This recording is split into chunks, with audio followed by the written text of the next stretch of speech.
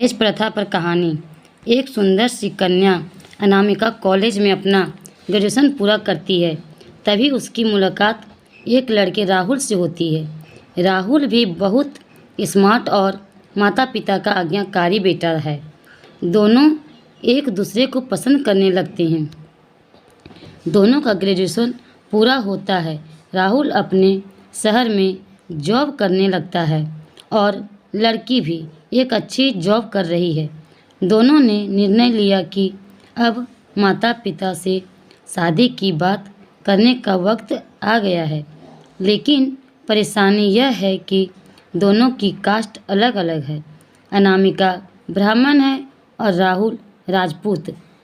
राहुल के समाज में दहेज बहुत ज़रूरी है, जो कि नकद में होता है। उसके अलावा कई तरह के गिफ्ट्स और गहने की भी मांग की जाती है। राहुल ने अनामिका को यह स्थिति स्पष्ट की और कहा, घर वालों को मनाओ। अगर तुम सभी मांगों पूरी करवाती हो तो मेरे माता पिता तुम्हें पलकों पर बैठाएंगे। अनामिका ने अपने माता पिता से यह बात कही। अनामिका के माता पिता को यह बात पसंद नहीं थी, पर अनामिका की जिद थी कि अगर मुझे दहेज दोगे तो मेरी इज्जत बढ़ेगी। अनामिका के माता पिता सक्षम भी थे।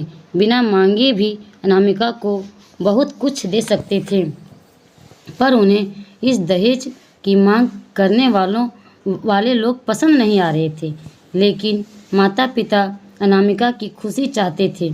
उन्हें यह डर था कि कहीं उनकी बेटी ये न सोचे कि वे अपनी बेटी को कुछ देना नहीं चाहते। इसलिए उन्होंने सभी शर्तें मानी। शादी में राहुल को कार, फ्लैट, फर्नीचर के साथ 50 लाख नकद दिए गए। साथ ही अनामिका को गहने भी दिए गए और सभी रिश्तेदारों को गिफ्ट्स और कपड़े भी दिए। शादी बहुत धूमधाम से की गई, कोई कमी नहीं छोड़ी गई। अनामिका को मन ही मन यह गुमान था कि कास्ट अलग होने के बावजूद माता पिता उनकी शादी ससुराल के हिसाब से की।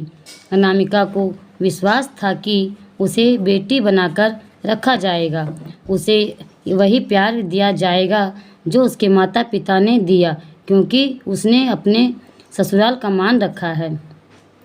अनामिका ने अपने घर से ससुराल विदा ली। ब्राह्मण कन्या राजपूत घर की बहू बनी। ससुराल में बहुत ज़्यादा पर्दा प्रथा थी। बहू को मनचाहा खाने तक की स्वतंत्रता नहीं थी। कितनी भी भूख क्यों न हो, घर की बहू सबके खाने के बाद ही खाएगी। यहाँ तक कि उसे घर के पुरुषों के सामने बैठने तक की इजाज़त नहीं थी। अनामिका ने इस बात पर इतराज़ दिखाया, पर उसकी किसी ने ना सुनी।